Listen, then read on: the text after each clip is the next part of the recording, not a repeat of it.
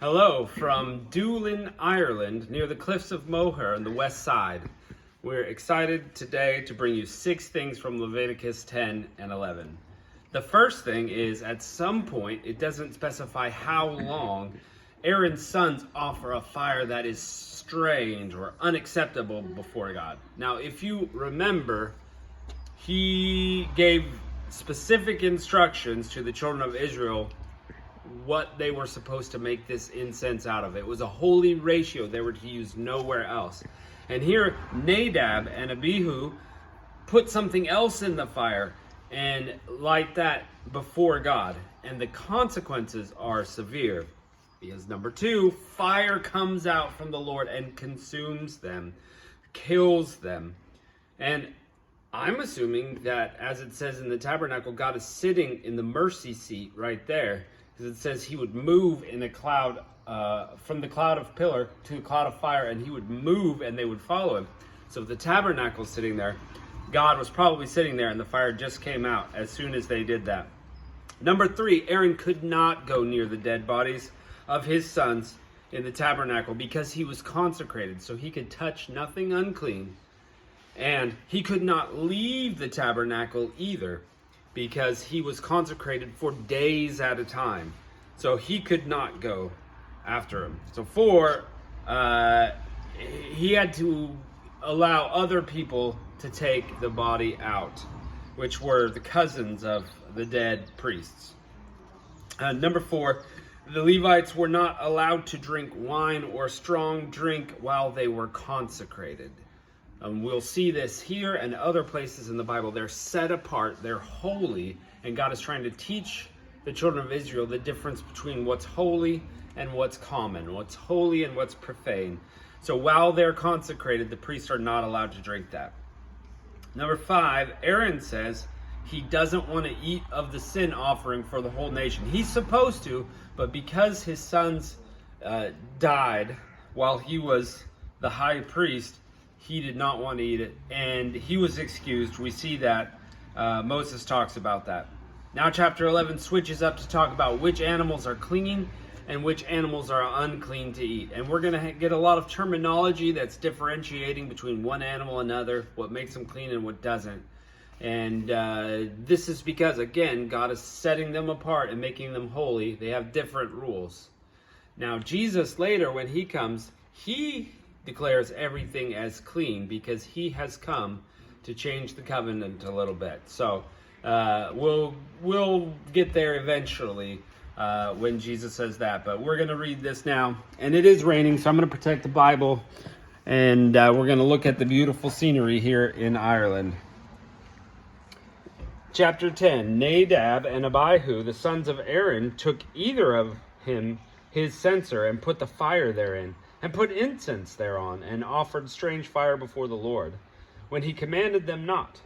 And there went out a fire from the Lord and devoured them, and they died before the Lord. Then Moses said unto Aaron, This is it that the Lord spake, saying, I will be sanctified in them that come nigh me, and before all the people I will be glorified. And Aaron held his peace. And Moses called Mishael and Elzaphan, the sons of Uzziel, the uncle of Aaron, and said to them, Come near, carry your brethren from before the sanctuary out of the camp. So they went near and carried them in their coats out of the camp, as Moses had said. And Moses said to Aaron and to Eleazar and to Ithamar his sons, Uncover not your heads, rend not your clothes, lest ye die, and lest the wrath come upon all the people. But let your brethren, the whole house of Israel, bewail the burning which the Lord hath kindled. And ye shall not go out from the door of the tabernacle of the congregation, lest ye die, for the anointing oil of the Lord is upon you. And they did according to the word of Moses. And the Lord spake unto Aaron, saying, Do not drink wine or strong drink, thou nor thy sons with thee, when you go to the tabernacle of the congregation, lest ye die. And it shall be a statute forever throughout your generations, and that ye may put the difference between holy and unholy, and between unclean and clean, that ye may teach the children of Israel all the statutes which the Lord had said to them by the hand of Moses. And Moses spake unto Aaron and to Eleazar and to Ithamar his sons that were left, Take the meat offering that remaineth of the fire offerings of the Lord, made by fire, and eat it without leaven beside the altar, for it is most holy. And ye shall eat it in the holy place, because it is thy due, and thy sons' due, and the sacrifices of the Lord made by fire, for so I am commanded. And ye shall wave the breast and heave shoulder, shall ye eat in a clean place. Thou and thy sons and thy daughters with thee, and they shall be thy due, and thy sons' due, which are given out of the sacrifices of peace offering of the children of Israel.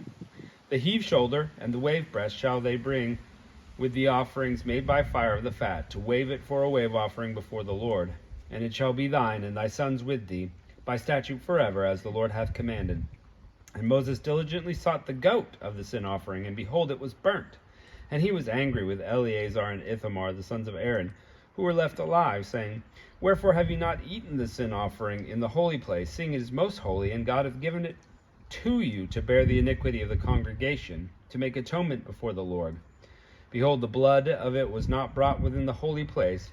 Ye should have indeed eaten it in the holy place, as I commanded. And Aaron said to Moses, Behold, this day they have offered their sin offering and their burnt offering before the Lord, and such things have befallen. If I had eaten the sin offering today, should it have been accepted in the sight of the Lord? And when Moses heard that, he was content. So Aaron, again, refusing to eat it because he was grieving his sons. Chapter 11. And the Lord spake to Moses and Aaron, saying, Say unto the children of Israel, saying, These are the beasts which thou shalt eat, and the beasts that are on the earth. Whatsoever parteth the hoof, and is cloven-footed, and cheweth the cud among the beasts, ye shall eat. So it has to do both. Chew the cud, and have a divided hoof. Nevertheless, ye shall not eat of them that chew the cud, or of them that divide the hoof, as the camel, because he chews the cud, but divides not the hoof. He is unclean to you. And the coney, or rabbit, because he cheweth the cud, but divideth not the hoof. He is unclean to you. And the hare, because he cheweth the cud, but divideth not the hoof. He is unclean to you. And the swine, though he divide the hoof, and be cloven-footed, yet he cheweth not the cud. He is unclean to you. Of their flesh ye shall not eat, and their carcasses you not touch. They are unclean to you. These shall ye eat of all that are in the waters. Whoever hath fins and scales in the waters, and in the seas, and in the rivers, them ye shall eat. And ye shall all that have not fins and scales in the seas, and in the rivers, and that move in the waters, and every living thing that is in the waters, they shall be an abomination to you. They shall be even abomination unto you, and ye shall not eat their flesh, and ye shall not have their carcasses in abomination. Whatsoever hath no fins nor scales in the waters, that shall be abomination. And these are which shall have an abomination among the fowls. They shall not be eaten. They are an abomination. The eagle, and the ostrich, and the osprey, and the vulture, and the kite after its kind, and every raven after its kind, and the owl, and the nighthawk, and the cuckoo, and the hawk after his kind, the little owl, and the cormorant, and the great owl, and the swan, and the pelican, and the gier eagle, and the stork, and the heron after her kind, and the lapwing, and the bat. All the fowls that creep, going on all four, shall be an abomination to you.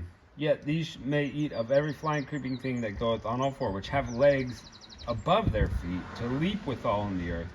Even these kind ye may eat, the locust after his kind, the bald locust after his kind, the beetle after his kind, the grasshopper after his kind. But all other flying creeping things which have 4 feet shall be an abomination to you. And these ye shall be unclean. Whoever touches the carcass and of them shall be unclean until the even. And whosoever beareth aught of the carcass of them shall wash his clothes, and be unclean until the even. The carcasses of every beast which divideth the hoof, and is not cloven-footed, nor cheweth the cud, are unclean unto you. Everyone that toucheth them shall be unclean. And whatsoever goeth upon his paws among all manner of beasts that go on all four are unclean to you. Whosoever their carcasses toucheth shall be unclean until the even. And he shall bear the carcass of them and wash his clothes, and be unclean until even. They are unclean to you. These are also unclean unto you that are the creeping things upon the earth, the weasel, the mouse, and the tortoise after his kind, the ferret, and the chameleon, and the lizard, and the snail, and the mole. These are unclean to you among that creep. Whosoever does touch them, he shall be dead. Or when they be dead, he shall be unclean.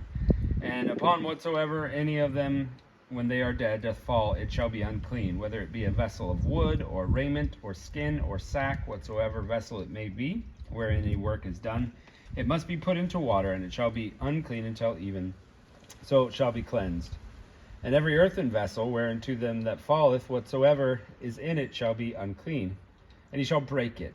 Of all meat which may be eaten, that which such water cometh shall be unclean, and all drink that may be drunk in every such vessel shall be unclean. And everything upon which the part of their carcass falleth shall be unclean. Whether it be in the oven, or ranges, or pots, they shall be broken down, for they are unclean, and shall be unclean to you. Nevertheless, a fountain or a pit, where there is plenty of water, shall be clean. But when it toucheth their carcass, shall be unclean. And if any part of their carcasses fall upon sowing seed, which shall be sown, it shall be clean. But if the water be put upon the seed, and any part of their carcass fall thereon, it shall be unclean to you. And if any beast of which you may eat die, he that toucheth the carcass, therefore, shall be unclean until even. He that eateth of the carcass of it shall wash his clothes, and be unclean until even. And he that beareth the carcass of it shall wash his clothes, and be unclean until even. And every creeping thing that is creeping upon the earth shall be an abomination, it will not be eaten. Whatsoever goeth upon the belly, and whatsoever goeth on all four, and whatsoever hath more feet among all creeping things that creep on the earth, them you shall not eat, for they are abomination. You shall not make yourselves abominable with any creeping thing which is on the earth, neither shall you make yourselves unclean with them, that you should be defiled by them. I am the Lord your God. Ye shall have sanctity yourselves, and ye shall be holy, for I am holy. Again, that's the reminder of why we're doing it, setting them apart, being holy. Neither shall you defile yourself with any manner of creeping thing that creepeth on the earth.